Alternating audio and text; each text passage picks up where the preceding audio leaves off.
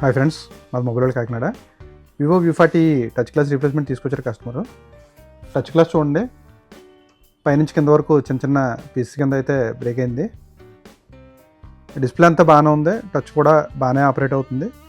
Only glass replacement చేసుకుంటే సరిపోతుంది. Complete display అయితే చేంజ్ చేసుకోవాల్సిన అవసరం లేదు. బ్రేక్ అయిపోయిన టచ్ గ్లాస్ని డిస్ప్లే డ్యామేజ్ అవ్వకుండా రిమూవ్ చేస్తాం చూడండి.